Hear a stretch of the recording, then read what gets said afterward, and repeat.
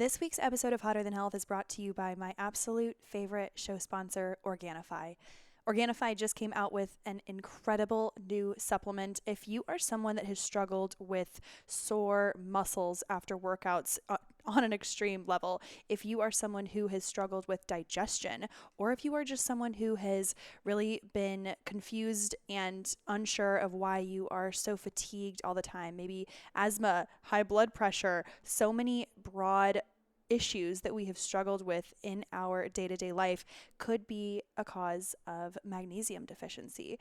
Now, Organifi has created a brand new supplement of magnesium glycinate. So a daily dose of high absorption magnesium. It's an easy to take capsule, and what this is also gentle on the digestion, strong on support for your body and your mind. So this can absolutely support strong bones, healthy muscle. It can promote nerve health and communication, and also help boost natural cellular energy. I am so excited because I have been looking for a new magnesium supplement, and this is what I love about this supplement. The magnesium glycinate that Organifi has is less harsh on your stomach. A lot of the times we hear about magnesium supplements, but it makes our stomach upset. We're rushing to the bathroom, and that's beneficial sometimes if you really got to get things going. However, for a daily supplement, I prefer the magnesium glycinate as it is high absorption and it's easier on the stomach. I love this product. I have been taking it for about a month now, and my muscles have not been as sore. I have noticed a great improvement in my sleep and just a moderate overall feeling of wellness and overall natural energy. If you have been interested in trying a magnesium essential supplement, this is one I would absolutely check out. It is by Organifi. You can go to Organifi.com/HTH. Again, that's Organifi.com/HTH. And you can get 20% off. You can check out my page on Organifi's website to see what are my favorite supplements. You can check out the reviews and check out all of the product details. But this is the essential magnesium. A daily dose, high absorption magnesium, great for your body, your mental health, your mind, bones, and healthy muscles. That's Organifi.com/HTH for 20% off. You will not regret it.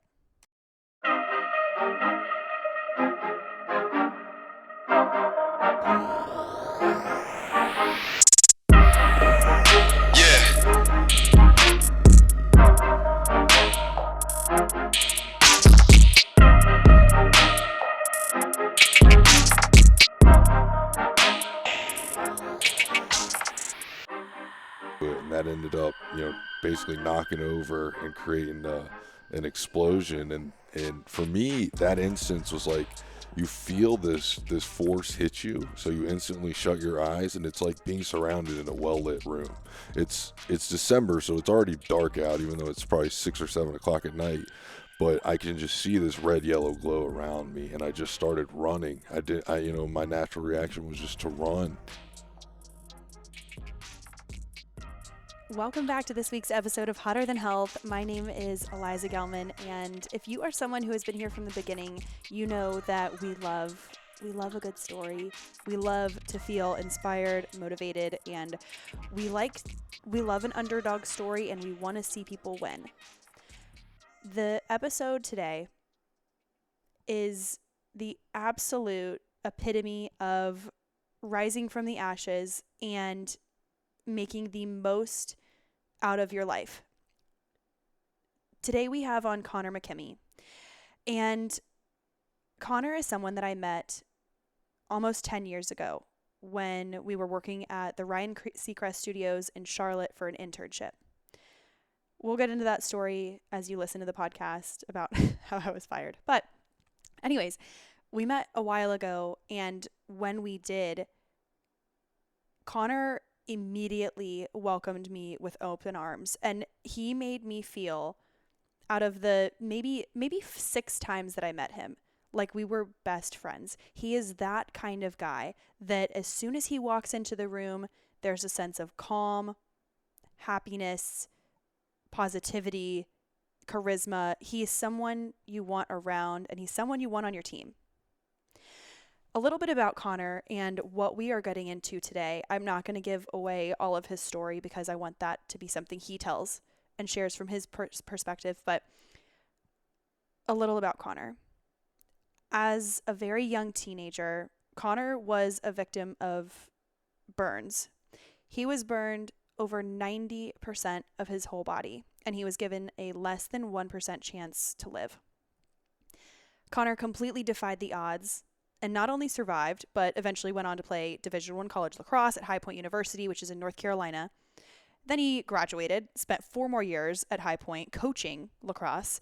They got 5 wins, or the top 5 wins. They got to the NCAA tournament.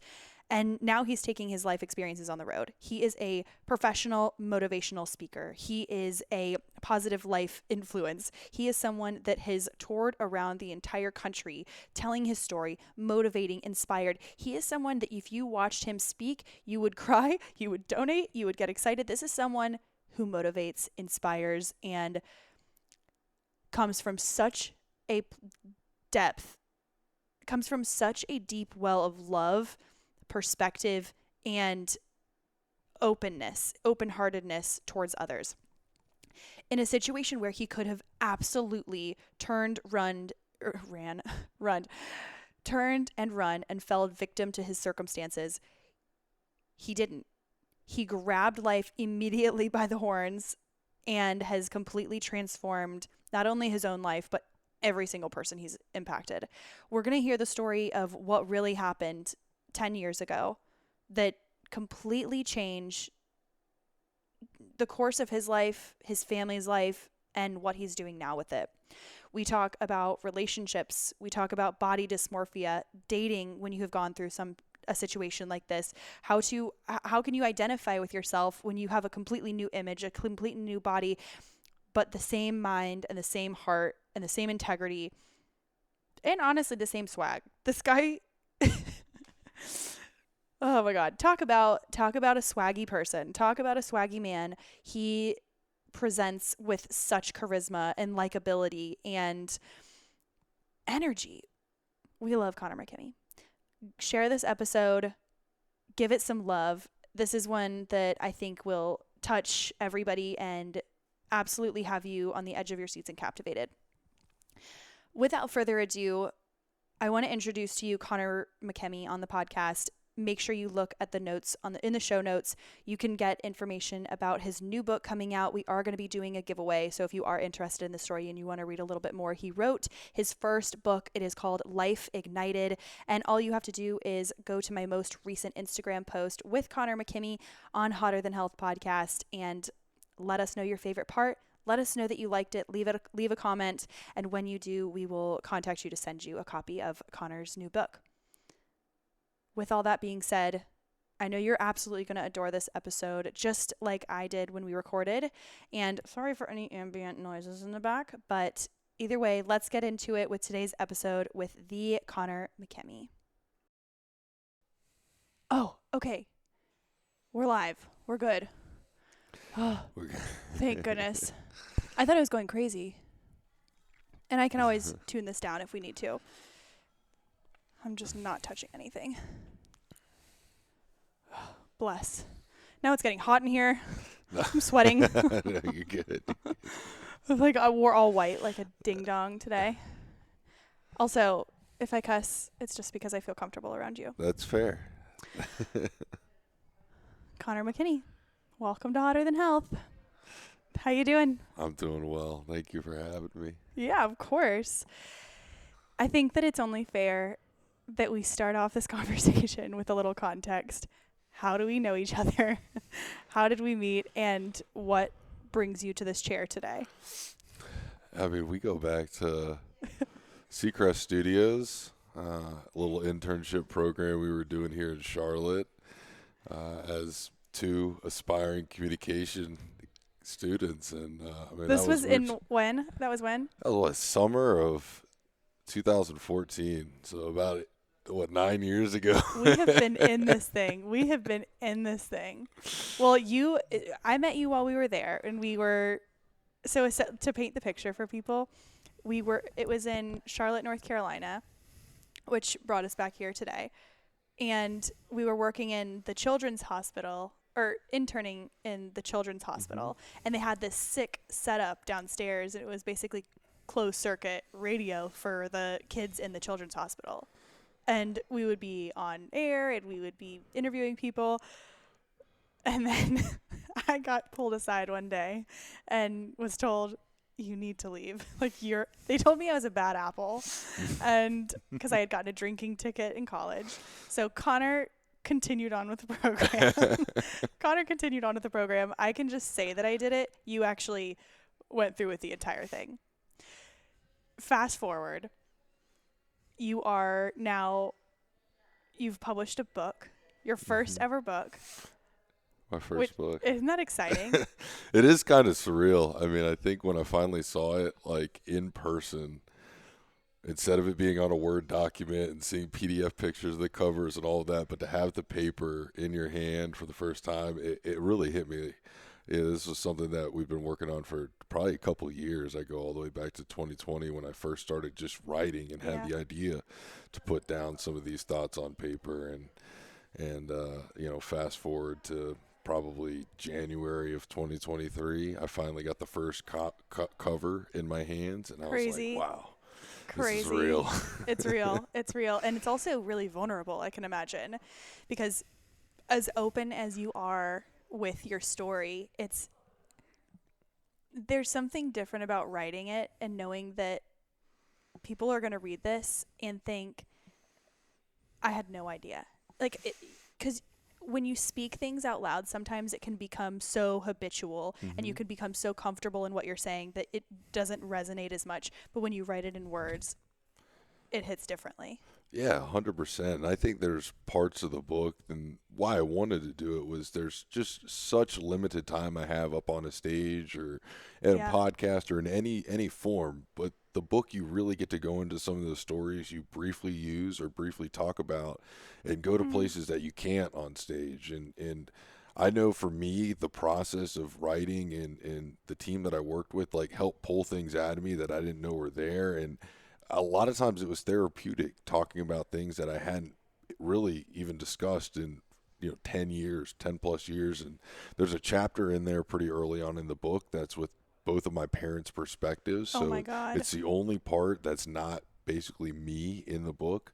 And that was one of the hardest days I've had in recent memory, just sitting there on that call with them and hearing those words and then even just rereading it in person. It's a very powerful part, but still the coolest compliment I get to this day is so many people that are close to me, my friends, my family, colleagues that have known me my whole life, and they'll give you the comment like, wow, we never knew that, or I've never even thought about that, or just giving those comments where it's like, yeah, look, we put stuff in here that was personal to me, but I know it's going to have an impact, and it's powerful because like it's that vulnerability that we all are just trying to kind of experience, and I just try to paint this picture of a kid growing up and with a perspective that's a little bit different than everybody else, and what that kind of helped me do, and also to just give thanks to all these people in my life, because this wasn't a journey that was just by myself. I had so many people that lended a hand and provided guidance, and it was it's kind of a thank you to those people as well. Let's go back 11 years ago, almost 11 years ago. The most significant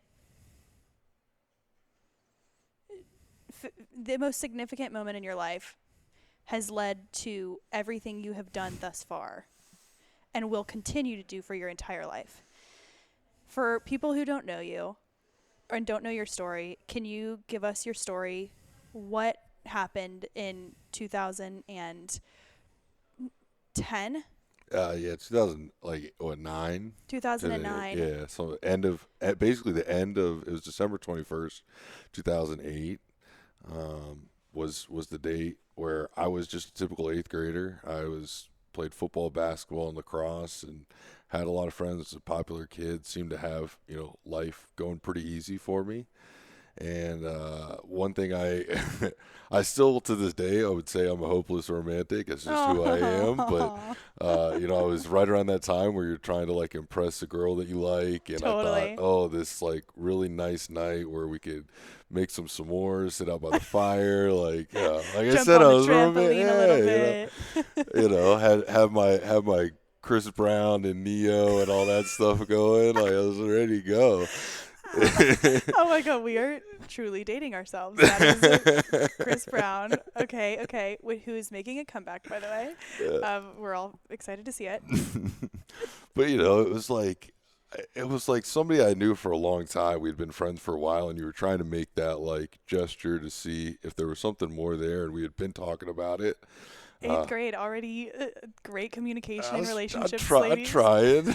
I'm trying. I would say my mom did a good job raising us, but it was like I had this perfect idea in my head, and the only thing I couldn't get working that night was the fire. I wanted everything set up before she showed up.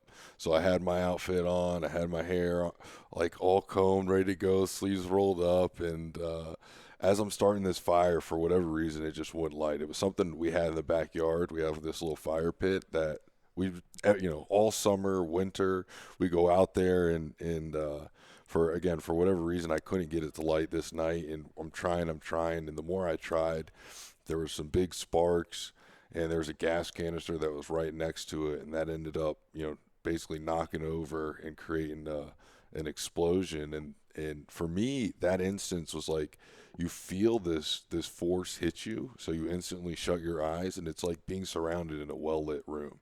It's December, so it's already dark out, even though it's probably 6 or 7 o'clock at night, but I can just see this red yellow glow around me, and I just started running. My natural reaction was just to run, and before I know it, I get pushed to the ground, and I'm patted out. And when I finally open my eyes and can see, I'm laying face down, I can see my arms and my hands, and just the skin peeled back, and my shirt's gone, and you just know it's not great, but you have no idea what the extent of it is. You're like, the fact that I opened my eyes. Yeah, it's just the fact that I could see. I was like, all right, that's a good start. And I had some feeling. I knew it was really cold. I was wrapped in these, wet towels is essentially what they used to put me out. And so I had some feeling, but again, you could see that from just your hands and your arms that something had happened, an injury had occurred. And it wasn't until I was put in the back of the ambulance that I finally look at the guys taking care of me, and I asked them if I'm going to be okay. And at that point, it was basically cut to black. They put an IV in me, pumped me full of medication, and before I know it, I wake up basically 3 months later in a hospital in Augusta, Georgia, where they told me I was burned 90% of my body, 75% being third degree, and that I probably wasn't going to walk again. I probably wasn't going to play sports. I was missing a few fingers, and all you see, I remember waking up in the hospital, all I could see was I looked like a mummy. I was wrapped head to toe in gauze, and I couldn't move. And so fortunately, I woke up. I think that was, the start of it all, was that I at least was awake. I was at least alive. But the diagnosis was not great, and you're sitting there at 13 years old, 14 years old, and you're told basically every dream that you ever had, the life that you wanted, is gone. And Your whole identity is changing. yeah. When you said you woke up 3 months later. Mm-hmm. Were you in the hospital that entire time, and were you just out? Did they put you into a coma? So I was in like a medically induced coma so that they could, I wouldn't have burn injuries are severely painful because it's the regrowing of your skin, which is our biggest organ, right? Well, you think about it. I mean, you burn yourself on the stove a teeny tiny bit on your thumb, and then you shower later, and you think, my whole life is, Right. how can I go on? 100%. It hurts. Oh my God. And so this is your whole body. And when you get to third degree burns, that's, all the way down to the, that's basically your whole skin. Yes. So the epidermis is gone. And so they're starting from scratch. So instead of keeping somebody awake while they do surgery after surgery, it's just one long continuous thing, and they have to monitor to make sure your internal organs are okay from smoke damage or fire damage, all these different things. Oh, wow. Infections, all sorts of stuff. Because again, just saving anybody that's in the hospital, we've seen with the last few years, it's like if you have health risk problems anyway, and then you catch pneumonia, like that could have ended my life. An yes. infection could have ended my life. You could have cancer, but then you get pneumonia while you have cancer. Yeah. Cancer doesn't end up killing you. Right. It's So they try to monitor that as best they can. And while I was under for those few months, I think I probably had 50 or 60 surgeries. 5060. 50 or 60 surgeries. Yeah. You said? Easily, because it was basically like every other day. You're either getting skin grafts, they're cleaning the dead skin from one area to lay new skin, redoing certain scar bands, all sorts of stuff. So by the time I got out of the coma, the only thing that was left to do was my feet and my legs. They had to regraft, because again, even with grafted skin, especially on such a large area, it takes only a certain amount. It's not like it's 100%. I replaced the skin, it healed, it's perfect. Some does, some doesn't. Just like anything else, our body rejects it a little bit. Totally. And also, this is gonna sound maybe like a dumb question. What skin are they using to replace? So that's what actually sped up my process in the hospital. Is there was this new technology that came out where they were able to grow in a lab up in Boston this like synthetically grown skin called CEAs, and that covers like my arms and my legs. So what we're seeing now was grown in a lab, basically. That is absolutely, that is amazing. Yeah. So my hands, my face, like all of that stuff would be regular skin grafts taking from a piece. But again, when you're dealing with 90%, there's only so much you could take. So if they had to, just be taking pieces from my stomach or my back and placing it on my body, I would be there for what they thought, which would have been 9 to 12 months, 18 months. But with this new technology that came out, they were able to do my arms and my legs. I was out of there in 5.5 months. So you're talking, I'm in there at the end of December, beginning of January, and I'm out by early May. As an eighth grader, the most crucial developmental time in your whole life, and the fact that you had the wherewithal to say, oh, well, I woke up. Oh, I have feeling in my legs. When you take us to the first memory that you have in the hospital. I mean, so early on, I know for me, a lot of it is a blur. Like, you're on such heavy pain medication and everything else that, like, I do benefit from the fact now that these things are more distant memories than something that I have to relive or re-experience, because I think for a lot of people that would be some of the most traumatic part of it all. But you're on such heavy medication, when they take you off it, it's like you forget all of those memories. Yeah. But I talk about it so much that I can still remember what it felt like to stand for the first time, and how painful it was with the scars on my feet, but how cool it was to be taller than my dad for the first time in my life, because had grown. Because I actually grew in this coma, so it was like I grew like 2 inches. So like I finally beat Dad. I finally was taller than Dad, so it was like super painful. But then by the way, what are you, 6'4"? You're like 6'3". Yeah, you're a tall dude. Yeah. You're a tall dude. Okay. So this was I finally reached 6 foot, so I was like I could finally see a little bit taller than him, and I was in pain, but it was just like, oh man, I grew. And so that again, it like softens. You're always trying to find the silver linings in the hospital. I mean, let me tell you something, Connor. People are not always trying to fit. People want to be the person to always find silver linings. Yeah. Not everyone has the willpower to do that. You did something really special. You did something really special. Thank you. Okay, you're in 8th grade, and you of course are trying to figure out, oh, I like girls, I like all these things. When you began your rehabilitation, by the way, there's going to be some ambient noise happening, and we're going to just deal with it. what was it like beginning to integrate back into your life, or some semblance of your life? So I think like the biggest driving factor for me getting out of the hospital was to just get back to some sort of resemblance of the life I knew. It's weird because I think at that age nobody wants to be in school. Everybody's like rebellious, and you're a teenager, just getting to that teenage years anyway, so you're already rebelling. But Yeah. all I wanted to do was be back, like with my friends at school, living a normal life. Because at 13, 14, nobody wants to be in the hospital, period.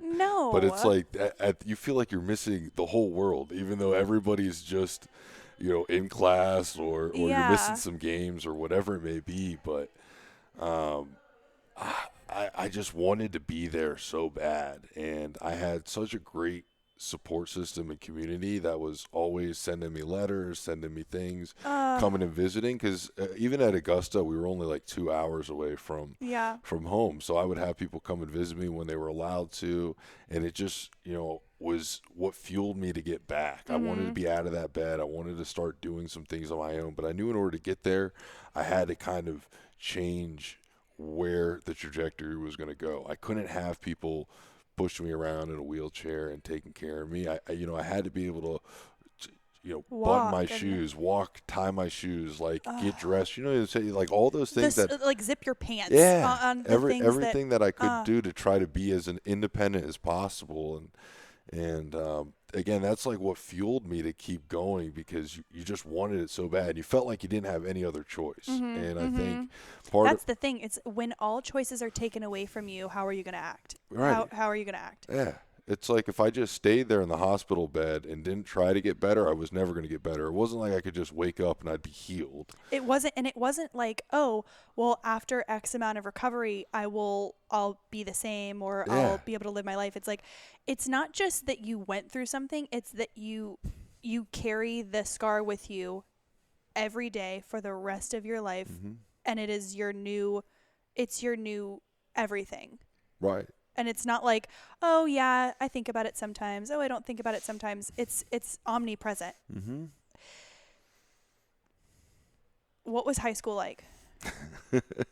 So high I school, I have to think. ask because high school it's an experience for everyone. And I wonder first of all, how did you arm yourself against, look, and this is not something you even have to discuss, and it might not be something you ever even dealt with, but I was bullied in high school and middle school. People were horrific.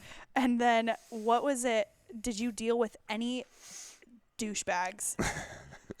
Or were you just like this awesome Labrador Retriever guy who people are like, what is I this think I, Connor? I think I wore it on my sleeve that I was a Labrador Retriever. I think I had a lot of friends, and again, a great support system around me.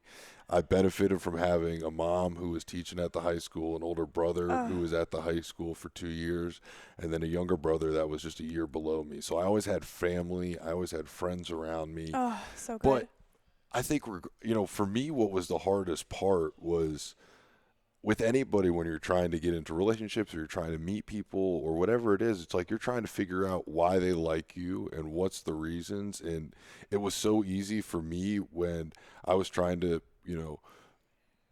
find a relationship with a girl and I Yeah, liked her and she didn't like me back. It was instantly like, oh, it's because it's the way that I look. And it's like, sure. that's not fair to just put on somebody. It's like, yeah, I look a little bit different, but that's not shouldn't be my defining characteristic or anybody's defining It's not a characteristic. character trait. Yeah, yeah. It's like we're always going to grow and change and look different as time goes on, and it's like what should matter is who we are inside and the way we treat people and the way we act. And like, yeah, it's tough to think about that at 15 and 16 years old, and like we're already so hyper judgmental on our appearance and everything Yes. else. It's like Yes. it The was so, body image the dysmorphia is just so yeah. wild during that time. So it was such an easy like fallback for me, and I think that was such a difficult time, and it took having a relationship with one specific girl into my late into my junior year and through senior year of high school that like really opened my eyes, because it was somebody who I met through this program called You Lead, which was just like they took kids from each of the high schools, and once a month we met up, and they would take us around the community and show us different job opportunities, all these different things. And I had already looking at leadership opportunities when you're 14, 15. Get out of here, Connor. You're making us all look this bad. is junior. This is junior year of high school, so 17. Okay, fair enough. Fair enough. Okay. These are to put on your college resume to try. Okay, I was okay. trying to pad my stats. But it's like you meet I met this girl who didn't go to my high school, had no idea who I was before the accident or anything else like that. And we ended up having a really serious relationship. And it took like that, which was somebody that I, didn't know me before. Because anybody I had ever dealt with or anybody that I dated or all my friends, it was like, these are all people that knew me before the accident. Yes. These are all people that have been there my whole life. So it wasn't like I was, it's like this was who they're dealing with now, but it was always still Connor. It's like this is somebody that only knew me as who I am now. And I felt like that to me showed so much more than and sometimes it takes that, sometimes it takes somebody else like showing you the side of you that you didn't even know you had, or that you, because again, I'm always a little good we're all critical of ourselves at times, but what I've learned is, and what I try to preach is like, why are we critical of ourselves? Are we going through something? Are we healing? Are we changing? Like, what is it that at the root of the problem is what we're, what's causing those issues? And sometimes it takes a helping hand. Sometimes it takes a new relationship. Sometimes it takes a familiar face. It doesn't matter. But again, for me, that really changed the way I looked at myself. I bet. And in what specific ways? Like how did you carry yourself differently? How did you, after that relationship, you're like, I can clearly kill it in a relationship and I bring value and this is fun. How did you approach girls after that serious relationship ended? We all need advice here. Nobody's taking relationship advice from me, trust me. I'm still like, I'm definitely shy. I think it's important, like I have to meet and have reach somebody on like a conversational level, like a personal level like that. It's I'm never going to be the guy that approaches somebody at a bar or like meets somebody at a bar, because it's like, look, like I'm going to stand out for different reasons. It's not I don't need to go stand on a table and get attention. Yeah. So it's like, for me, I think I needed the validation that like people saw me for more than what my scars were. And again, we talk about, or we talked about earlier, it's like, this is something I see every single day. Am I defined by my scars? I don't believe so. I'm defined by the actions I took. And those things are a reminder of those actions I took. And so I look at it as a positive thing. When I stare in the mirror, like more often than not, like I'm happy with what I see. And if I'm not, it's like, then I have that conversation with myself, and it's like, what do we need to do? What is it that, but if it's like a weight related thing, if it's an appearance related thing, it's like, those are things that like, that's going to come and those will change over time. So it's like, I can't rest my head on that stuff. It's like, am I strong mentally? Am I strong physically? Am I strong? Do I have people around me that love me and care about me? It's like, if I check those boxes, then nothing that's all else that matters. Yeah. It's true. I was talking to someone last night and saying my values out loud felt so freeing, because especially being in the fitness industry, being in nutrition, it's like not all we think about, but a big part of it is aesthetics. And we're working out to look a certain way or to feel a certain way or to get validation from external adrenaline, whatever it is. And saying it out loud, my mental and physical health is my number one, then it's relationships, and then it's my career. And I would be willing to wager that a lot of people have similar values. You clearly do. You are healthy from the inside out. You have incredible parents and family. And even before we got here, you were like, yeah, I was just with, the president of my university, just like shooting the shit. No big deal. People want to be around you and you just elevate. And that leads me into, you mentioned something, internal and external scars, and you touched on it a little bit just now. What would you describe as your internal scars, aside from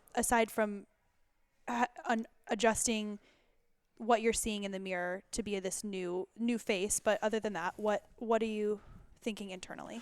I think for me, there was a long period of time where with a lot of people when we're dealing with, like, my internal scar was the what if this never happened to me.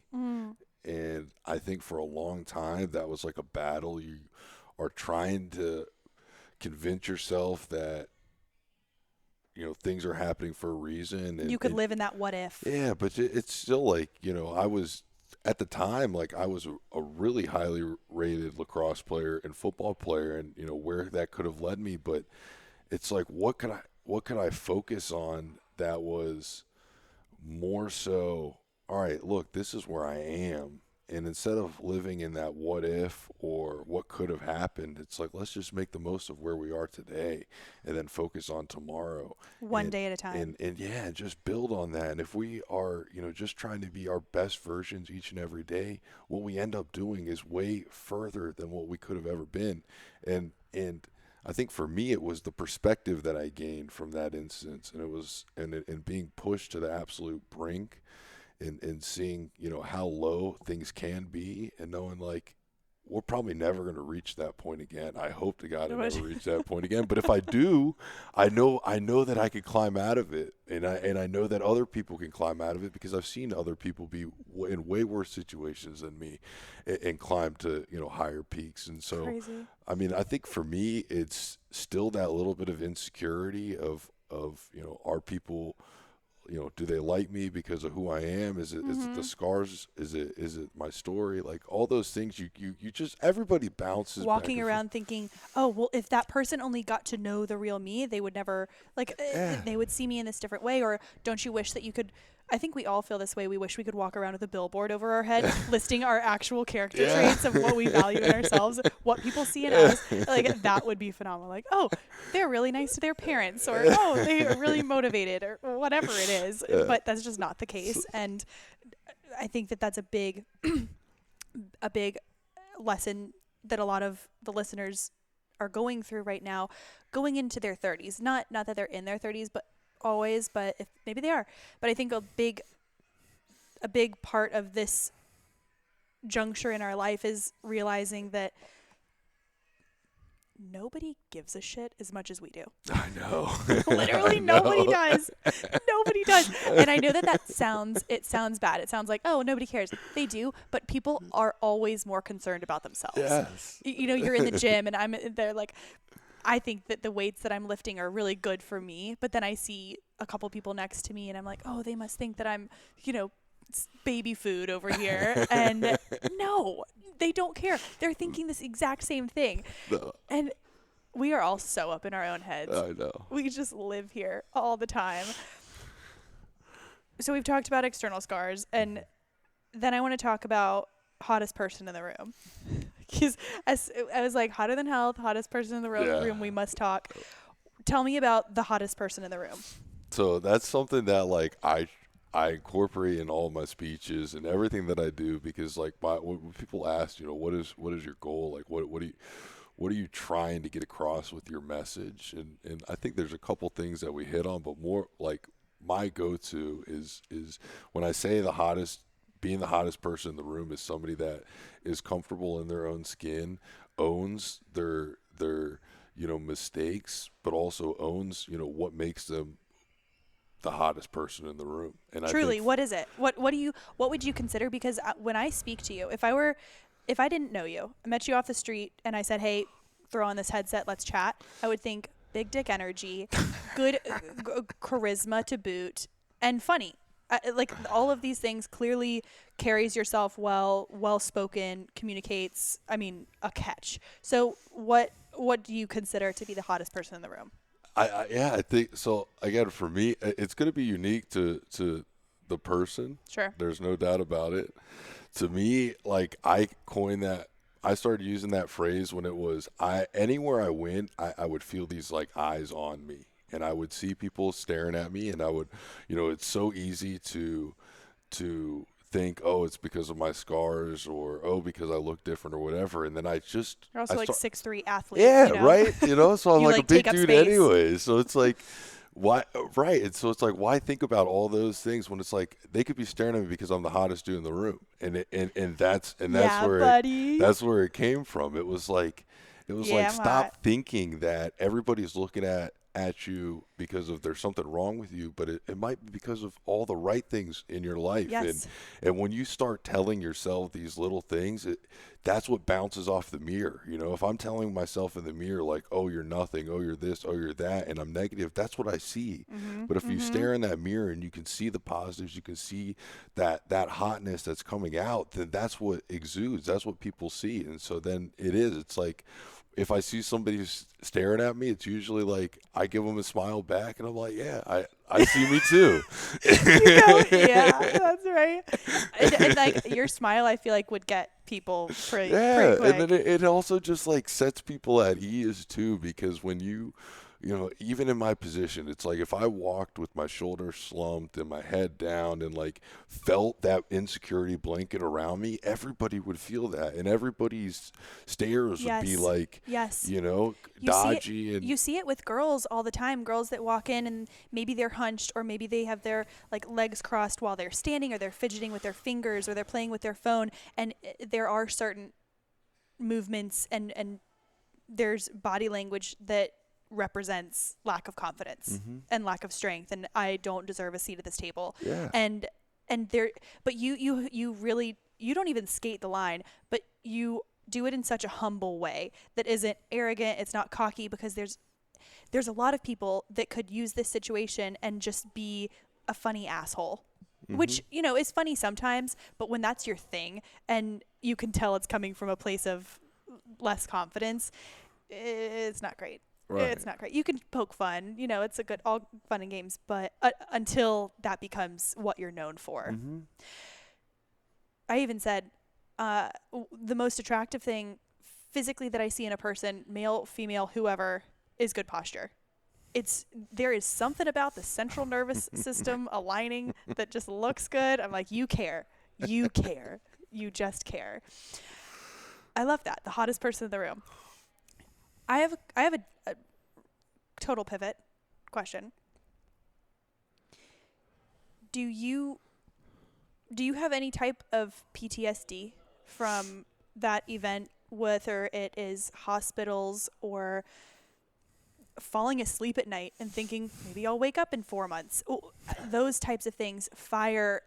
I mean that in a. No. What are those moments and triggers, for, if any? I think everything took some time. I know, like, going back to the hospital was always very difficult for me early on, but as I still had so many procedures that I had to get done after I got out. Even you know? 10 years later. Yeah, even 10 years later, there's still things that have to get done. So it's like you get used to that. It's a place of, you know, these people are, you know, I have to be, if it's with a completely different group or new people, like I've been fortunate to be able to have a lot of the same doctors this entire time, or people that I've been trusted with or have been recommended to me. So it's like you feel that family, and same with fire. Like, it was, again, I didn't want to, I'm still to this day, like, starting the grill, stuff like that, small things, it's like you just are a little extra cautious of. Yeah.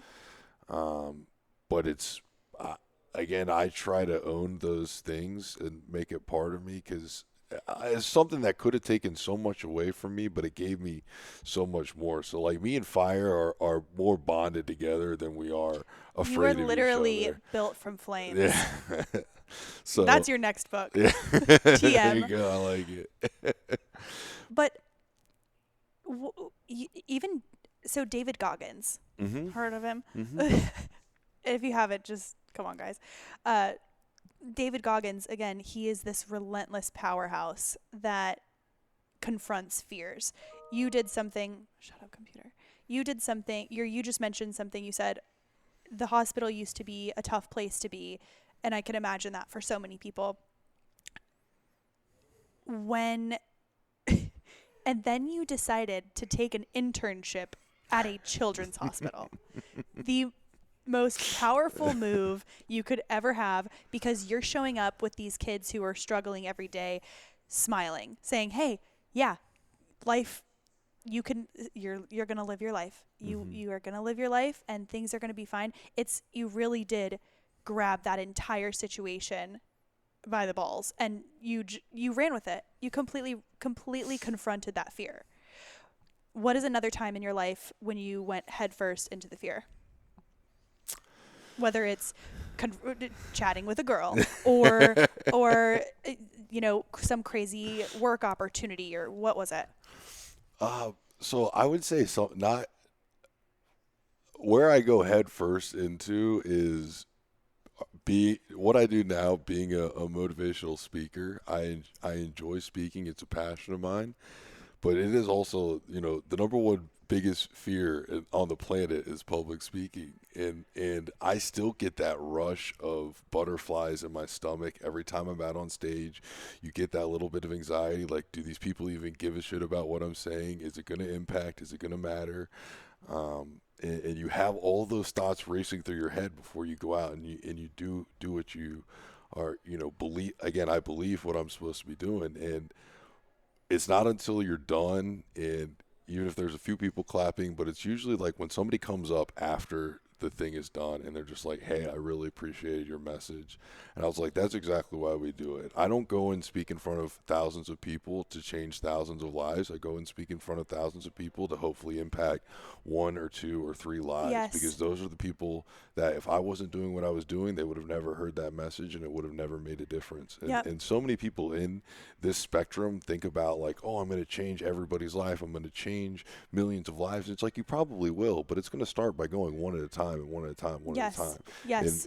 And so I have to remind myself when I'm up on that stage, and again, you're facing that little bit of anxiety, that little bit of fear. It's like, listen, somebody in here needs to hear this, and there's no doubt about it. And when you finally are through and you give that presentation and you have that validation, it's like that, I had to fight that little battle, but they had to fight that little battle just to come up and talk to me. They had to fight that little battle to show up and be in the room. So if everybody else can fight their little battles that are going on to be there and watch me, then why can't I fight this battle of just being up on stage? Am I afraid of speaking?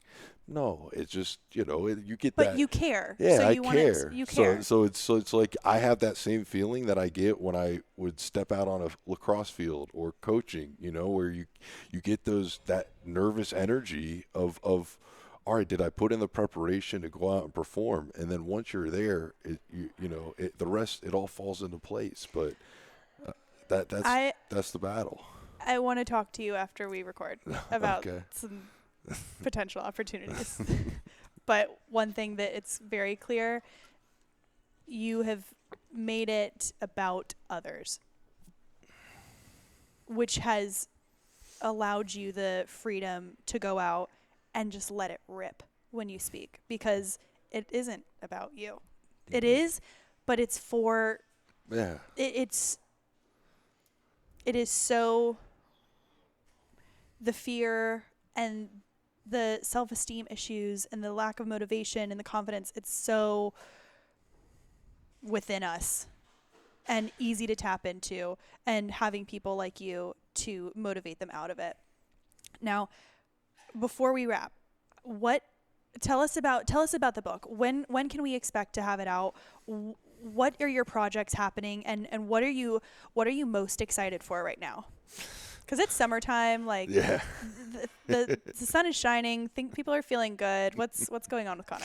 So the book came out May 23rd, and it'll be on Amazon, Barnes and Nobles. We have hardcover, paperback, ebook, whatever. I'm in the process of doing the audiobook. It's taking a little bit longer, like recording and doing all of that and getting it all approved. But that's like the final piece for me. But it'll be like anywhere that you could find a book, pretty much. But most everybody has Amazon, I think. You pretty just much. Go on Amazon. You can either type in Connor McKemey or you can type in Life Ignited, which is the name of the book. Life Ignited, Connor McKemey. Yeah. And can we do a little giveaway? Of course. Can we do a little giveaway? Of course we can do a giveaway. Give away a couple books. Okay. Oh, yeah. For anyone listening, comment on the most recent Instagram post with Connor and myself, just this Instagram post on Hotter Than Health podcast, and we will send you a copy of the Life Ignited, maybe a signed copy. Oh, it'll be signed. Put some lipstick on, kiss it, baby. Huh? Put some lipstick on, kiss the book. You got to do a select few and charge extra for that. That's really what we got to do. Also, are you dating anyone? I'm not dating anyone currently. I will say it is so cliche to say, but it was like I drowned myself in this work for the last really 6 months to a year as we were getting closer and closer to the finish line. And it was just like, I have had some great relationships in the past, but anytime for me, I feel like things, I never want anything to be toxic. I'm so not a confrontational type person that it's like, if I feel like things are kind of going down that road, it's like, look, if it's not meant to be, it's not meant to be. I don't have hard feelings. You don't have hard feelings. You got some commitment issues. Huh? You got some commitment issues. I don't have, okay. He's like, she got a little crazy, so had to get out. No. Okay, well, for someone who is out there who is dealing with body image issues, confidence issues in any respect, what is one piece of advice you could leave them with? I'd say focus on the controllables. It's something that I try to preach as much as possible, but those are all the things in your life that you have the power over. Whether it's the way that we talk to ourselves, internally, is what is our routine, and is that beneficial for us? Is it detrimental for us? It's like when I think of the controllables, it's the way that I eat. Am I active? Who do I surround myself with? Right? It's like so many times our energy is reflective of the people around us. So it's like, are you surrounding yourselves with positive influences, or people that are lifting you up, or adding that benefit to your life? Are you surrounded by people that are taking little bits and pieces, and you don't need those people in your life? Yeah. And, again, for me, it's like, I know that when I focus on the things that I can control, the little victories each and every day, and I set these goals, that's how I maintain them. It's not being upset because I didn't reach a certain goal, or I didn't reach a certain milestone at a certain time point. It's like, all right, let's put these things out there. I want to, lose 10 pounds, or I want to be able to lift this amount of weight, or I want to, get this job, or whatever it is. And it's like, we just start, what can I do today to get a little bit closer to that? Yeah. And that's what I can focus on. Because at the end of the day, whether it's jobs, whether it's relationships, career, doesn't matter. There are so many different aspects of that you can't control. How people see you, who's choosing you, all those different things. But if you're focusing on trying to be the best version of yourself, mentally, physically, if you're focused on those things in your life that you have control over, then the rest of the stuff usually takes care of itself in the end. Because at the end of the day, it's all going to lead you to the path. And again, that's what I rest my hat on it, because it's what I've seen. It's what I've seen. It's true. I can imagine that there are probably a lot of people that you've had to escort out of your life gently, because being someone like you who is really positive, you aren't someone that's draining people. I would assume that's been my experience. You aren't a drainer, you're more of a giver. And I think that there are going to be a lot of people in this world who by all means mean well, but that aren't adding to your life in any way. And I can imagine that's probably been a tough lesson to learn. Who's not against me, but who's draining me? Yeah. And your time is too precious and too valuable, and you have too big of a purpose to let that really sink you down. So I can imagine I think that should be your next book, how to get rid of the crazies. Well, Connor McKemey, I am so happy that we got to spend time together and have you on the podcast. We'll have to have you on again or do something, but thank you for your time, and I'm so excited for everything you have going on. Oh, thank you so much. It's been a pleasure, and I'd love to be back. Yay. Awesome. We'll talk to you soon. Yes. Thank you for listening to this week's episode of Hotter Than Health. That was Connor McKemey. I'm Eliza Gelman, and make sure you have subscribed anywhere you listen to podcasts. That's Spotify, Apple Music, Apple Podcasts. or Overcast, anywhere that you love to listen to your podcasts. It means the world, and that is how we make sure this show continues to grow. We will have more guests for you next week. We've got more in store, and ensure that you are on the list to get a copy of Life Ignited by Connor McKemey. He is absolutely incredible. His first book, you do not want to sleep on this. Make sure you go to Hotter Than Health Podcast on Instagram. Let us know your favorite part of this episode, and we will send you a copy. And we will talk to you next Thursday.